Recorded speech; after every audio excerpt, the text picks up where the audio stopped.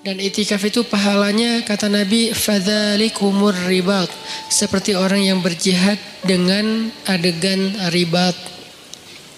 Ribat itu kalau di zaman Nabi mengepung benteng musuh dengan waktu yang lama, hari, minggu, bahkan kadang-kadang sampai 1 bulan. Kalau sekarang di Palestina, pasukan perjuangan pembebasan Palestina yang dikenal dengan nama Hamas, mereka ribat di terowongan-terowongan menunggu tentara Israel lewat, itu bisa berbulan-bulan sampai 1 tahun. Itu namanya ribat. Jadi berdiam diri sambil ngepung benteng musuh. Nah, itu salah satu adegan paling membosankan dalam jihad.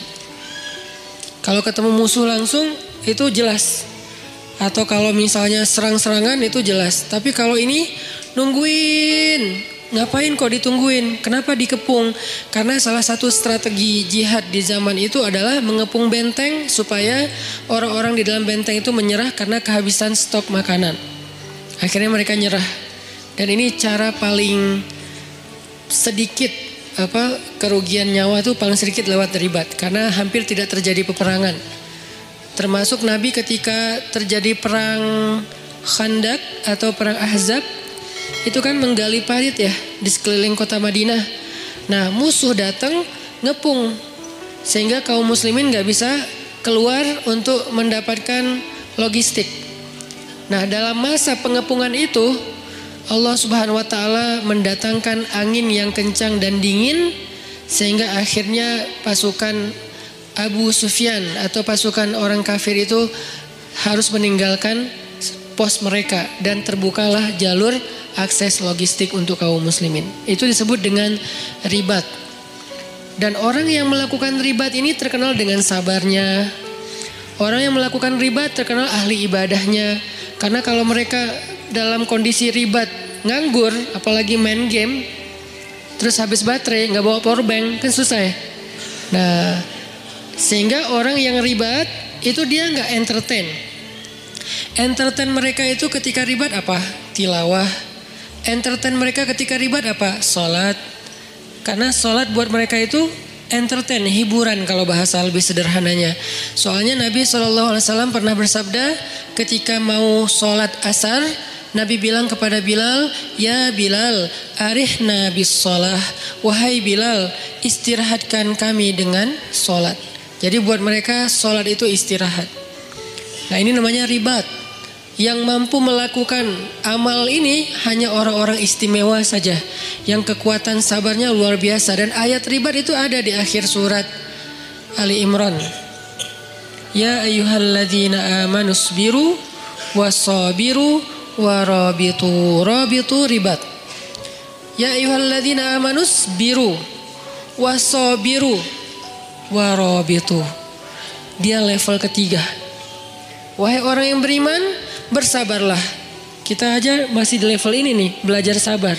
Wasabiru, kuatkan kesabaran. Maksudnya apa? Ini untuk level kedua yang ujiannya gak habis-habis. Kalau bersabar itu ujian pertama. Misalnya ujian sebutlah sakit. Itu isbiru. Udah sakit gak punya duit. Wasabiru.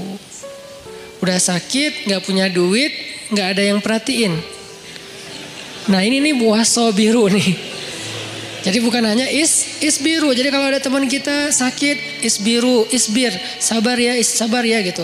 Tapi kalau gue bukan cuma sakit fisik, tapi nah, kalau udah masuk ke dalam lebih ini lagi tuh, berarti udah wasabiru. Berkali-kali terus saja diuji dengan ujian yang bertubi-tubi. Udah sakit, tadi ditinggalin orang yang dia udah sempat kegeeran, atau diharkosin, ya harapan kosong gitu kan. Atau teman-temannya pada cuek sama dia, nggak ada yang peduli, keluarganya jauh, nggak punya uang, dan segala macam bentuk ujian. Kalau udah terkumpul atau beruntun datang ke dalam kehidupan seseorang, maka kalimatnya wasabiru. Kuatkanlah kesabaran. Ini level kedua. Di atas level yang kayak gini, yang ujiannya bertubi-tubi, ternyata ada level warabitu, ribat. Berarti ribat itu lebih daripada sabar dan kuatkanlah kesabaran. Kayak Nabi Ayub itu sabar atau kuatkan kesabaran? Kenapa? Karena ujian beliau bukan cuma sakit. Pertama sakit. Kedua, anaknya satu persatu meninggal. Setiap tahun meninggal satu. Setiap tahun meninggal satu. Sampai habis semua anak beliau. Ketiga, hartanya habis. Sampai beliau tinggal di gubuk kecil. Di tempat yang sangat kayak terpencil gitu. Kayak terusir gitu. Dan gak punya siapa-siapa. Yang keempat, keluarga besar beliau meninggalkan beliau kecuali istrinya. Sampai pernah saudaranya datang pengen menjenguk Nabi Ayub. Tapi mereka cuman dari luar, gak masuk ke dalam rumah. Kenapa? Mereka ngomong dan kedengaran sama Nabi Ayub. Mereka ngomong, jangan masuk, kenapa? Ntar ketularan. Itu kan menyinggung ya. Kadang-kadang kayak kita kena cacar ya. Kita tahu cacar itu nular. Tapi kita gak rela ada orang ngomong kayak gitu depan kita kan. Jangan ke rumah dia lagi cacar, ntar kamu ketularan. Kan tersinggung kan? Walaupun itu gak ada yang salah. Dia gak ngegibah. Dia gak ngegibah sih. Salah, emang gibah sih itu mah. Karena definisi gibah sesuatu yang kau bicarakan benar, tapi orang yang mendengarnya gak nyaman, itu gibah. Kebenaran yang kita bicarakan, tapi orang yang mendengar itu objeknya gak nyaman, sedih minimal. Kalau gak sakit hati itu gibah. Ya berarti gibah. Nah ini kan kita gak mau. Nah itu namanya wasabiru. Nabi Ayub dengan level yang udah luar biasa dahsyatnya ujian beliau disebut dengan kata-kata wasabiru. Tapi ribat di atasnya lagi. Isbiru wasabiru warabitu. Sehingga orang yang itikaf di masjid, walaupun cuman dari maghrib ke isya, karena itu waktu itikaf paling pendek, intizarus sholah ba'da sholah, menunggu sholat setelah sholat itu yang paling gampang kan? Nunggu isya setelah maghrib. Yang paling capek nunggu subuh setelah isya. Ini Ramadan lah, Ramadan setahun sekali oke. Kalau nunggu zuhur dari subuh kayaknya jarang, karena kita rata-rata gak nunggu, soalnya sibuk dengan kegiatan. Kalau dari isya sampai subuh juga jarang. Jadi paling gampang tuh nunggu isya setelah maghrib. Itu udah i'tikaf. Nah siapa yang melakukan itu, kayak sekarang kita nih, sambil santai, sambil dengar ceramah, dari maghrib sampai isya, pahalanya ribat. Bukan pahala sabar, bukan pahala sabir. Bukan isbir, bukan sabiru, bukan. Tapi rabitu, ribat. Fadzalikumur ribat. Itu disebut dengan ribat kata Nabi. Arti itu disebut dengan ribat, pahalanya kayak orang yang berjihad fi sabilillah. Maka absyiru, berbahagialah ketika kita ada di rumah Allah. Gak ada tempat lain yang dapat pahala kayak gitu. Walaupun yang lain boleh. Saya paling gak suka ngebandingin dalam bahasa judgment. Kalau ngebandingin dalam bahasa motivasi boleh. Contoh bahasa ngebandingin dengan bahasa judgment gimana? Di masjid berpahala, di yang lain itu dosa. Nah ini nih judgment. Kalau memotivasi, di masjid berpahala, yang lain juga gak apa-apa. Karena kan area mubah dalam Islam itu luas banget kan. Apa hukum nongkrong di kafe? Haram. Siapa bilang haram? Lihat dulu kafenya gimana, dia nongkrongnya ngapain. Kalau dia lakuin dosa kayak berdua-duaan, oke, jadi bukan nongkrongnya tuh, khalwatnya. Kalau dia di situ kayak berjudi, berarti judinya. Kalau dia di situ misalnya kayak menggibah, berarti kumpulan gibahnya, perkataan yang sia-sianya. Tapi kalau dia nongkrong sekedar istirahat sebentar, sekarang namanya kafe, dulu namanya warung kopi. Kenapa di warung kopi boleh, di kafe nggak boleh? Lagi-lagi kayak kemarin. Kenapa bergaul boleh, gaul nggak boleh? Ya, kita terjebak dalam diksi. Warung kopi boleh, kafe nggak boleh. Padahal sama aja, cuman istilahnya beda. Tapi kan banyak kafe yang aneh-aneh. Allah alam, di Bandung sih banyak yang nggak aneh. Keren-keren lah. Artinya kafenya masih standar. Jadi saya nggak mau menjudge bahwa yang selain di masjid sia-sia, yang selain di masjid dosa, yang selain di masjid ahli neraka. Ya nggak gitu juga kali ya. Tapi di masjid terbaik, itu udah pasti. Gak boleh diragukan dan gak boleh diperdebatkan. Kenapa? Karena sebentar aja di masjid pahalanya udah kayak jihad. Ada gitu tempat kayak gitu di luar? Ada. Di tempat orang sakit. siapa yang datang ke rumah sakit atau ke rumah orang yang sakit, maka dia seperti berjalan di antara taman-taman surga. Seperti berjalan di antara taman-taman surga. Itu maksud Nabi itu sebaik-baik tempat di muka bumi itu masjid. Maksudnya motivasi, bukan ngebanding-bandingin terus coret semua selain masjid, nggak gitu juga. Jadi buat teman-teman kadang ada yang nongkrong di mana, saya juga nongkrong, nggak apa-apa. Tapi masjid harus jadi tongkrongan favorit. Yang lain kayak gimmick atau tambahan-tambahan kayak bonus lah ya. Tapi tongkrongan paling favorit itu adalah nongkrong di masjid. Kalau ada yang nanya di masjid kok nongkrong? Ya nongkrong itu bahasa Arabnya majelis. I'tikaf. I'tikaf itu artinya berdiam diri. Berdiam diri bahasa anak mainnya nongkrong. Ya sama aja. Jadi ini terjemah. 1. Niatin i'tikaf. Niatnya gimana Ustadz? Saya i'tikaf, udah selesai gitu. Gak perlu ribet-ribet. Gak perlu misalnya harus cari dulu di googling niat i'tikaf. Boleh, gak apa-apa pakai bahasa Arab.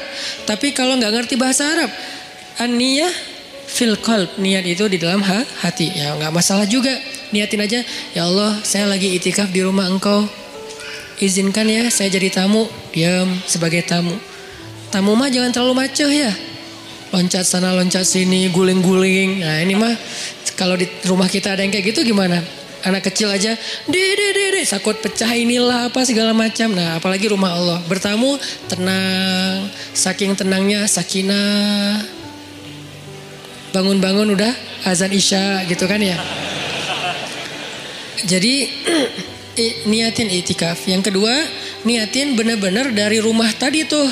Pas teman-teman berangkat ke sini, niatin ngapain? Mau tolabul ilmi, mencari ilmu. Mencari ilmu pahalanya gimana? Dari rumah ke sini dihitung sama malaikat berapa jaraknya. Nanti dikali sekian, minimal kali 10, minimal. Nggak ada yang kurang dari 10 dalam amal soleh dalam Islam tuh. Al-hasanatu bi asyri amsalihha kata ulama. Kebaikan itu 10 kali lipat dan itu diambil dari hadis. Minimal 10, maksimal bi ghairi hisab, enggak ada batas, itu maksimal.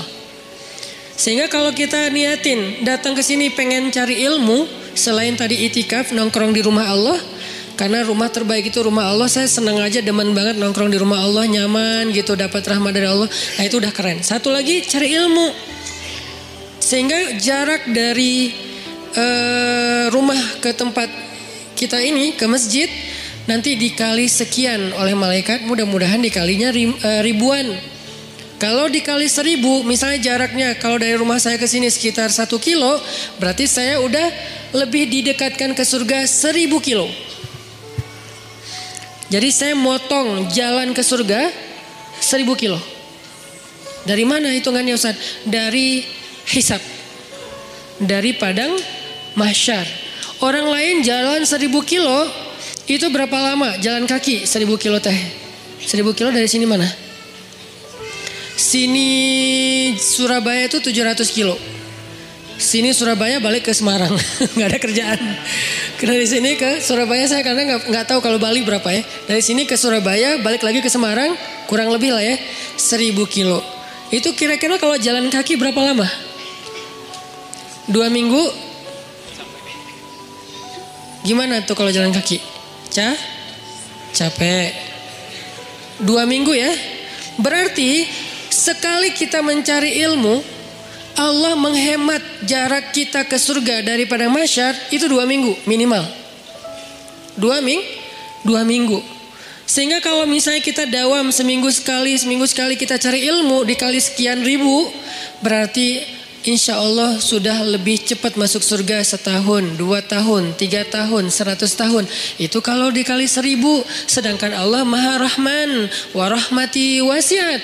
Rahmat Allah itu luas sehingga bisa aja bi ghairi hisab, dikalinya bisa lebih dari 1000. Ini thalabul ilmi. Dan orang yang mencari ilmu itu dinaungi oleh malaikat. Tapi kalau lagi naik motor mencari ilmu jangan lihat ke langit. Malaikat mana ya? Gak usah. Karena pasti ada malaikat lagi naungin kita. Naungin itu gimana? Menaungi dengan rahmat, dengan doa. Ya Allah, beri dia kasih sayangmu, ampuni dosa dia. Beri dia kasih sayangmu, ampuni dosa dia. Yang merasa banyak dosa, cari ilmu. Yang merasa banyak dosa, duduk dalam rumah Allah. Itu didoain terus-terusan oleh malaikat. Itu aja udah keren. Belum lagi yang lain-lain. Ada doa-doa yang niat-niat yang khusus. Ya terserah. Yang penting hasanah, kebaikan. Maka mudah-mudahan malam ini kita duduk di sini doang udah kemenangan. Kata Allah, ulaika ala hudam mir rabbihim wa ulaika humul muflihun. Ketika kita ala hudan, berada di dalam jalannya Allah yang baik, yang benar, yaitu di masjid, cari ilmu, berarti muflihun, orang yang beruntung. Qad aflahal mu'minun. Dan seperti inilah harusnya kita menghabiskan usia kita, terutama anak muda. Sehingga malam ini kita membahas tentang mager. Ini termasuk mager yang berpahala. Magernya di masjid. Gimana magernya? Gak gerak, santai. Ada tempat bersandar, bersandar. Tapi jangan rebutan tiang. Sedapatnya aja. Yang gak dapat pun gak masalah. Jangan berkecil hati. Gak dapat tiang, jangan berkecil hati. Bisa di depan. Nanti hitungannya gimana Ustadz? Mana yang lebih utama ketika kita hadir dalam kajian ilmu? Duduk dekat tiang atau duduk dekat Ustadz? Tergantung. Kalau capek banget, cari tiang. Kita harus berlapang dada dengan semua kondisi orang ya. Gak boleh kita menjudge. Jangan-jangan yang cari tiang tuh kayaknya gak ada niat banget nyari ilmu. Belum tentu. Kita mungkin kalau secapek dia, bahkan datang juga enggak. Dia masih mending udah datang walaupun bersandar di tiang. Yang penting jangan sampai pagi. Udah sampai beres talim pulang. Ini artinya teman-teman bahwa ini termasuk diantara cara menghabiskan waktu yang paling berkah tuh. Duduk di masjid, dengerin ilmu, salah satunya, bukan satu-satunya.